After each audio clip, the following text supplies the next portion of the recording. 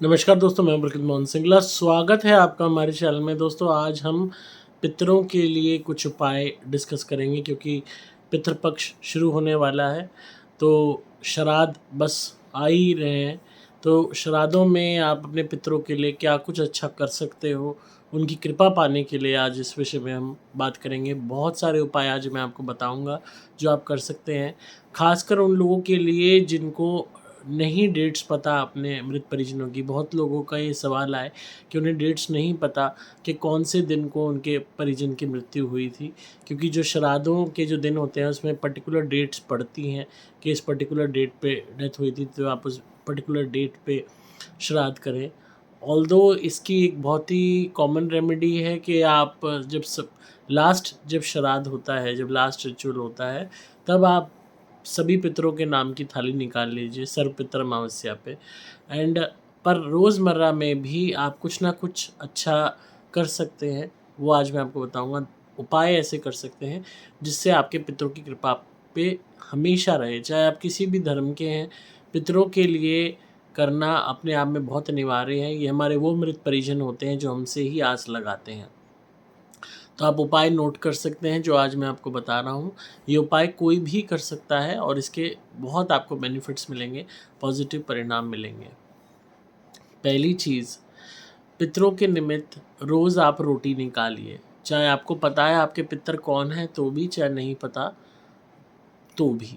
और उसमें आप जनरली जो आप खाते हैं रोटी सब्जी वो आप निकाल सकते हैं। जनरली पितरों को भोज देने का वक्त दोपहर का होता है, और दोपहर के टाइम अगर आप पितरों के लिए खाना निकालते हो और वो खाना किसी को भी आप दान करते हो, खाने के लिए देते हो, तो उसका बहुत ज़्यादा, उसके ये कह लो कि एक पॉजिटिव चांसेस होते हैं कि वो पितरों तक पहुँचेगा भोजन और आपको कृपा मिलेगी।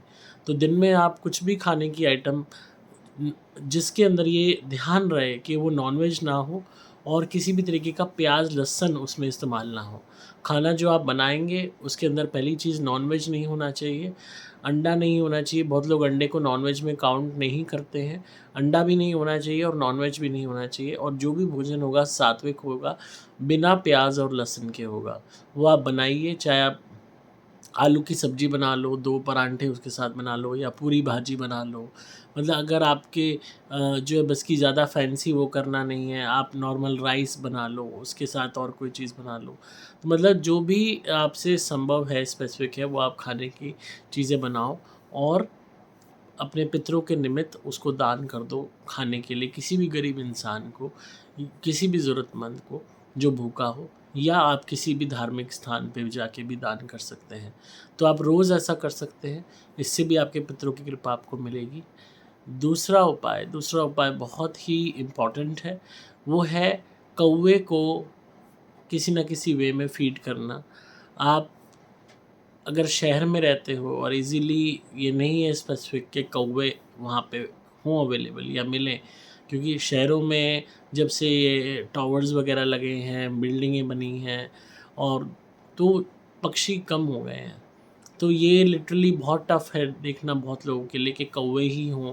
कबूतर भी हो सकता है, कुछ जनरल स्पैरो भी हो सकती है। तो at the end of the day पक्षी पक्षी है।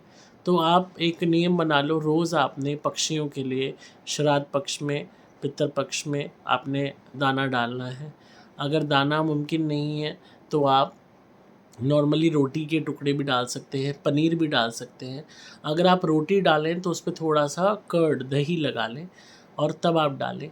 आप मिल्क में डिप करके भी रोटियाँ डाल सकते हैं, दही में भी डिप करके रोटियाँ डाल सकते हैं, या फिर आप पनीर के टुकड़े डाल सकते हैं, और या फिर आप अनाज के रूप में गेहूँ डाल सकते हैं, चावल डाल सकते हैं, बाजरा डाल सकते हैं, मिक्स अनाज डाल सकते हैं। तो ये रेगुलर बेसिस पे अपने पितरों के निमित्त आप डालिए, और डालते वक्त आप ये प्रार्थना कीजिए कि मेरे पितरों की आत्मा को शांति मिले, उन्हें तृप्ति मिले। आपको अपने घर की छत पे ऐसा नहीं करना। आप कोई भी ऐसा स्थान देख लीजिए जहाँ पे कबूतर इकट्ठे होते हों, कोई भी पार्क में डाल दीजिए, कोई ऐसी बहुत ऐसे स्पॉट्स आपको मिल जाएँगे जहाँ ऑलरेडी लोग फ़ीड कर रहे होते हैं। तो वहाँ आप देखेंगे निकलते हुए वहाँ बहुत सारे कबूतर दिखाई देते हैं चुगते हुए, क्योंकि वहाँ कोई ना कोई फ़ीड कर रहा होता है, इसलिए कबूतर आ जाते हैं या कोई भी पक्षी आ जाते हैं। इनकी निगाह बहुत तेज़ होती है, ये ऊपर से ही देख लेते हैं कहाँ पे अनाज या भोजन अवेलेबल है। तो आप रेगुलरली कोई भी ऐसा स्थान या स्पॉट देख लीजिए, वहाँ रेगुलरली डालिए, जिससे आपके पितरों की आत्मा को शांति मिले। तीसरी चीज़, अपने घर में श्राद्ध पक्ष में खासकर नॉनवेज मत पकाइए और ना ही किसी को खाने दीजिए। अगर आप पितरों की कृपा चाहते हैं तो नॉनवेज ना घर में पकना चाहिए, ना बाहर आपको खाना चाहिए। आप ये सोचो कि बाहर खा के आ रहे हो तो काम चल जाएगा, नहीं, ऐसा नहीं है, उसके आपको नुकसान ही उठाने पड़ेंगे। तो श्राद्ध पक्ष में नॉनवेज मत खाइए और श्राद्ध पक्ष में ये जो है लिकर, इसका सेवन बंद कर दीजिए। शराब नहीं पीनी और मीट, मांस, अंडा, मछली का सेवन नहीं करना। इससे भी बहुत ज़्यादा आपको पॉजिटिव परिणाम देखने को मिलेंगे।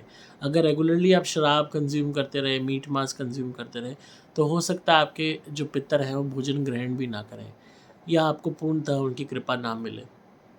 तो इस बात का विशेष ध्यान रखें।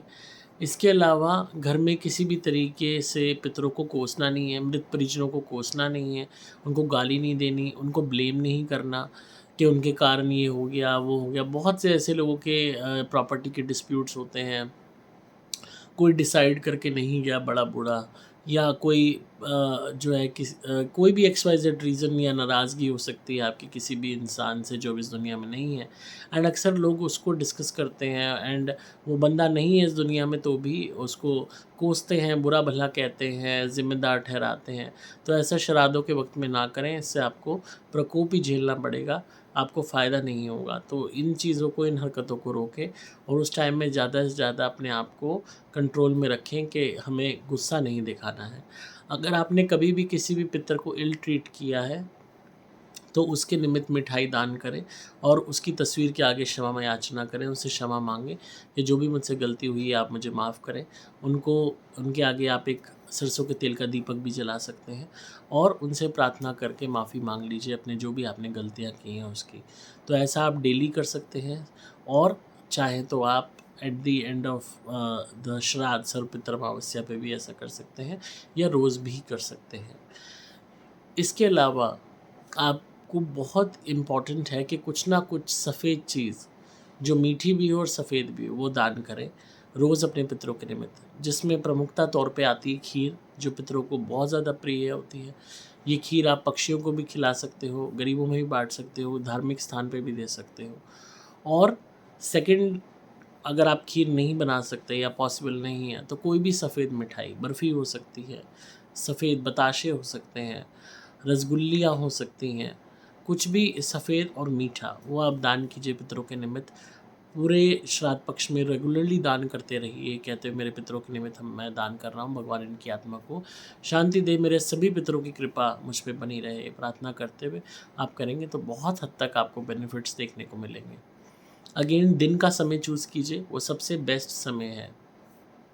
उसके अलावा आप पितरों के निमित्त पीपल का पेड़ और बेल पत्र का पौधा, ये दोनों लगा सकते हैं। ये आपने लगाने कहाँ हैं, ये आप किसी भी धार्मिक स्थान पे लगा सकते हैं, गमले समेत किसी भी धार्मिक स्थान पे लगा सकते हैं, या किसी भी पार्क में, किसी भी खाली जगह, किसी भी सुनसान जगह, किसी भी ऐसी जगह जहाँ पे सिर्फ कच्ची ज़मीन है, पौधे नहीं हैं, तो वहाँ आप पीपल लगा सकते हैं और बेल पत्र का पौधा भी लगा सकते हैं। और उसको लगा के जब आप उसमें पानी डालेंगे तो ये प्रार्थना करें कि मैं अपने पितरों के निमित्त इसको मैंने लगाया है, ये पौधारोपण मैंने किया है और मेरे सभी पितरों को शांति मिले, उनकी कृपा मुझ पे बनी रहे।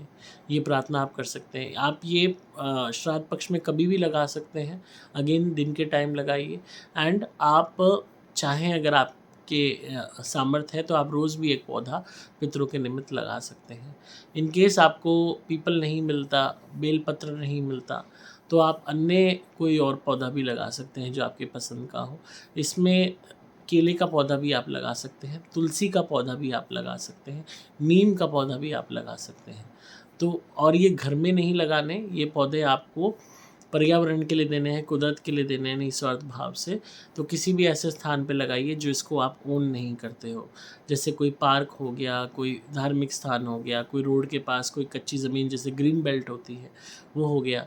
तो रेगुलरली आप वहाँ उसमें पानी देते रहिए और यही प्रार्थना कीजिएगा पानी देते हुए, मेरे पितरों को शांति मिले, उन्हीं के लिए मैंने ये लगाया है। मन ही मन आप इसको बोलेंगे और जब आप जल देंगे तो उसके बाद आप ओम नमो भगवते वासुदेवाय नमः ये भी मंत्र का जाप करेंगे। आप अपने पितरों के निमित्त कुछ भी दान करते हो तो अपनी प्रार्थना करने के बाद कि मेरे पितरों को शक्ति मिले, उनको शांति मिले, उनको तृप्ति मिले, उनकी कृपा मुझ पे बनी रहे, उसके बाद ओम नमो भगवते वासुदेवाय नमः भी बोल सकते हैं। इससे भी बहुत लाभ मिलेगा। तो पौधारोपण करते वक्त भी ऐसा कर सकते हैं और पितरों के निमित्त भोजन दान करते वक्त भी ऐसा कर सकते हैं, मिठाई दान करते वक्त भी ऐसा कर सकते हैं। जनरली आप पूरे दिन अगर खाली होते हैं दिन में या आपको टाइम होता है तो दिन में आप ओम नमो भगवते वासुदेवाय नमः इस मंत्र का जाप भी कर सकते हैं अपने पितरों के निमित्त। कोई आपके पास स्पेसिफिक माला है तो आप माला से भी जाप कर सकते हैं या विदाउट माला भी चैंट कर सकते हैं। जितना ज़्यादा आप चैंट करेंगे उतनी आपको इसमें बेनिफिट देखने को मिलेंगे। घर को साफ़ सुथरा रखें और हमेशा इस बात का ध्यान रखें कि पितर सबसे ज़्यादा इम्पॉर्टेंट है। हमें ये जो दिन है श्राद्ध पक्ष के, ये खाली नहीं जाने देने, ये वेस्ट नहीं जाने देने। इस टाइम में हमें ज़्यादा से ज़्यादा उनके लिए करना है। इस वक्त में आप पानी का दान भी कर सकते हैं और ऐसे में आप चाहे ये कह लो कि रेगुलर बेसिस पे कोई भी पानी से बनी हुई शरबत का दान कर सकते हैं, जो शरबत डाल के पानी उसको डोनेट कर सकते हैं। ये जनरली आप लोगों को पानी पिला सकते हैं। आप चाहें तो एक सिस्टम बना सकते हैं कि रेगुलरली आपके यहाँ से पानी लोगों को प्राप्त हो free of cost. And again इस बात का ध्यान रखें, अगर आप नेगेटिविटी के पेशेंट हैं, आपको कोई भी तरीके का ऊपरी रोग है तो श्राद्ध पक्ष में किसी के यहाँ भी भोजन ना करें। आपको जो भी भोजन करना है अपने घर पे ही करना है। किसी के यहाँ चाय भी आपने नहीं पीनी, किसी भी तरीके का मीठे का भोजन या अन्य कोई भोजन पदार्थ आपने ग्रहण नहीं करने, क्योंकि इस टाइम में सबके पितर अपने घरों को आते हैं भोजन को ग्रहण करने के लिए और आप नेगेटिविटी के पेशेंट हो, आपके द्वार खुले हुए हैं, आपका शरीर झूठा हुआ है, तो ऐसे में आप किसी के भी घर जाके भोजन ग्रहण करते हो और अगर उसका पितर आपके ऊपर सवार हो जाता है या अन्य कोई पारलौकिक शक्ति आपकी तरफ आकर्षित हो जाती है क्योंकि आपका शरीर ऑलरेडी झूठा है, तो आप प्रेत रोगी होते हुए और भी ज़्यादा गंभीर अवस्था में पहुंच जाओगे, एक नेगेटिव वे में पहुंच जाओगे। वही हो सकता है पितर आपके ऊपर हावी हो जाए। तो ये बहुत इम्पॉर्टेंट है कि इस टाइम में किसी के भी घर का भोजन ना करें, सिर्फ अपने ही घर का भोजन करें। इस टाइम में खुले आकाश के नीचे भी भोजन करना अवॉइड करें और देर रात बाहर भ्रमण ना करें, चौराहों से दूर रहें, किसी भी तरीके की गलत कार्यों से दूर रहें और अपने आप को ज़्यादा से ज़्यादा प्रोटेक्टेड रखें। आप जितना ज़्यादा परहेज़ करोगे, जितना ज़्यादा सावधानी रखोगे, उतना ज़्यादा नेगेटिविटी से बचोगे। तो ये कुछ उपाय थे ये जो बहुत इम्पोर्टेंट थे, ये आप कीजिए और आपको कहीं न कहीं बहुत बेनिफिट्स मिलेंगे इसके।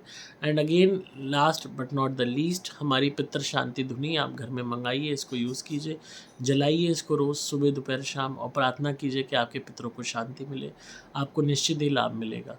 पितर शांति धुनी हालाँकि लोगों ने इतनी ज़्यादा मंगा रखी है अपने पितरों के निमित्त अनुष्ठान और हवन करने के लिए हमारे से, पर आप जनरली अगर अनुष्ठान और हवन नहीं कर सकते तो हमारी पितर शांति धुनी आप घर में 2 टाइम 3 टाइम भी जला लेंगे, दिन में भी रोज़ जला लेंगे पितरों के निमित्त, तो उससे भी उनकी कृपा आपको मिलनी शुरू हो जाएगी। तो आई होप आपको आज की वीडियो पसंद आई होगी और आप पितरों के निमित्त इन उपायों को ज़रूर करेंगे और लाभ को प्राप्त करेंगे। अगर आप पितर शांति धुनी मंगाना चाहते हैं तो आपको सिंपली मोबाइल नंबर 8130331007 पे व्हाट्सएप मैसेज करना होगा। नंबर दोबारा बोल रहा हूँ 8130331007। डिस्क्रिप्शन में आपको डिटेल्स मिल जाएंगी। मैं हूँ आपका दोस्त पुलकित मोहन सिंगला।